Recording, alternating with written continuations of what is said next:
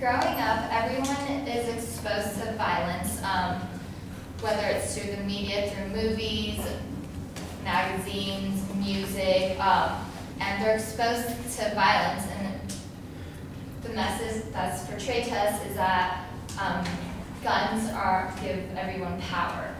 And I agree with Al Capone in The Untouchables when he says you can get further with a kind word and a gun than you can with just a kind word. 3 examples I'll give you is how how when the British first came to the States, how we took over this land that we now live in, and how my parents could have used his quote in teaching me how to be disciplined. And another example was how nations that aren't as influential as us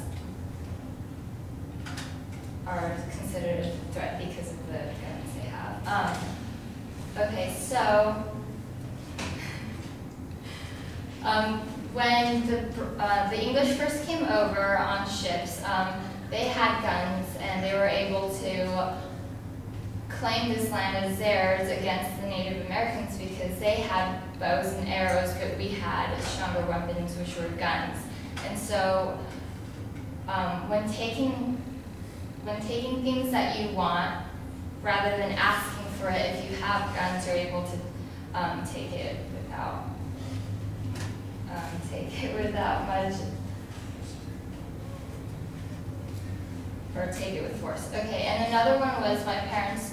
I was really, I guess, bratty when I was younger, and I didn't listen well.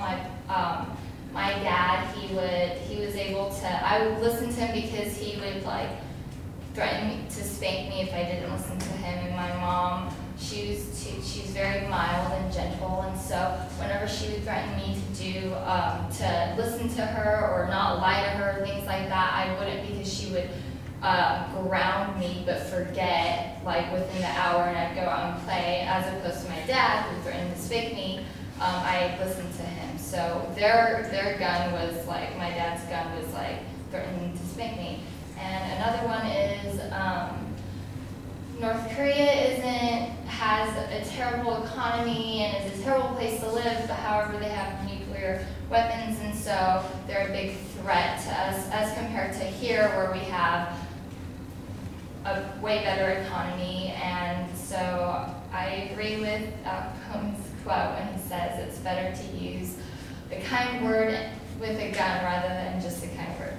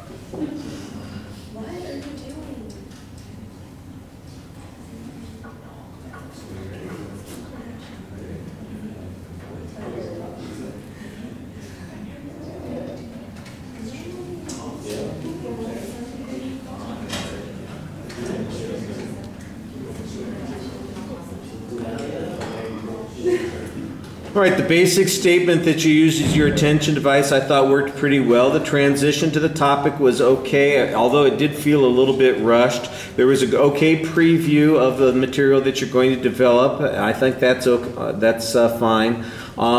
you might be taking things a little literally at first, but as you get into the body of the speech, I can see a little bit more what you're talking about, the metaphorical nature of the use of force. And so I think you want to be a little bit clear that that's where you're going to go with it during the speech.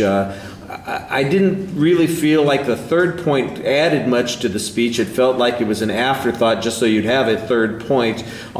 It doesn't tie in nearly as well as the earlier points did. You got a little bit of development on each of those points, so that gives you a chance to speak to the audience and engage a bit. Your gestures are fine. Your facial expressions are pretty solid. I thought you usually had good eye contact with the audience.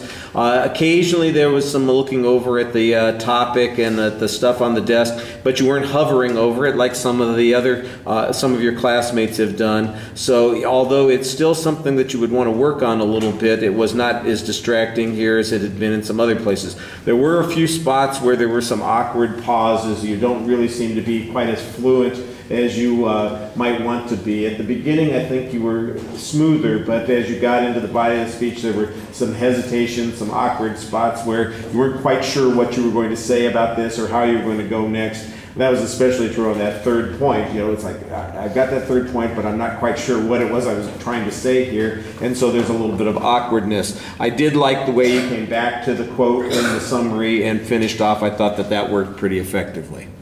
All right, thank you. Edmund, could